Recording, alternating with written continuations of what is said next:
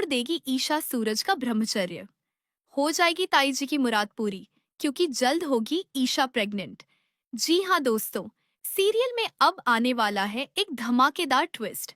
दरअसल कहानी में हम देखने वाले हैं कि मोनिका के बच्चे होने के बाद पूरे मोहल्ले में तरह तरह की बातें शुरू हो जाती हैं।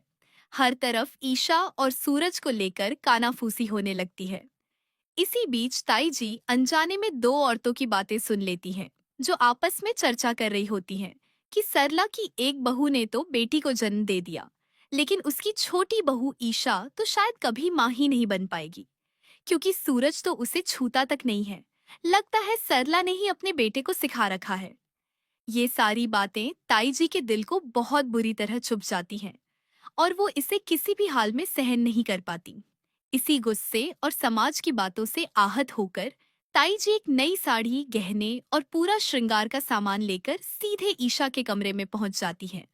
वहां जाकर वो ईशा से सख्त लहजे में कहती हैं कि तुझे माँ बनना ही होगा, क्योंकि एक औरत का जीवन तभी सफल माना जाता है जब वो बच्चे को जन्म देती है। ताई जी आगे कहती हैं कि ये तेरा धर्म है कि तू अपने पति का ब्रह्मचर्य तोड़े, और आज से मैं तुझे सूरज का ब्रह्मचर्य तोड़ने की इजाजत देती हूँ। इतना ही नहीं, ताई जी ये भी साफ कर देती हैं कि वो हर पल ईशा पर नजर रखेंगी।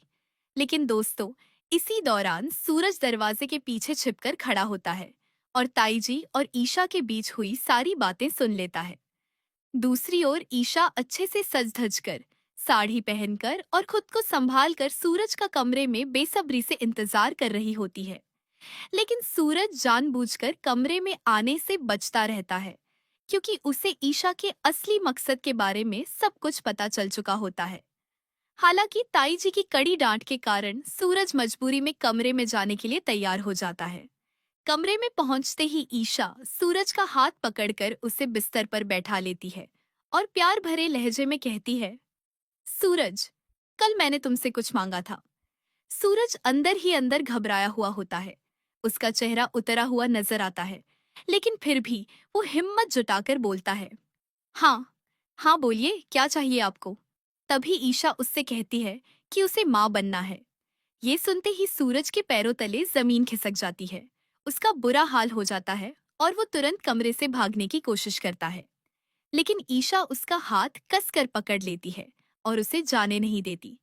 वहीं दोस्तों, दरवाजे के बाहर ताई जी भी पूरी बातचीत कान लगाकर सुन रही होती हैं, क्योंकि वो चाहती हैं कि ईशा जल्द से जल्द मां बने और घर में किलकारी गूंजे।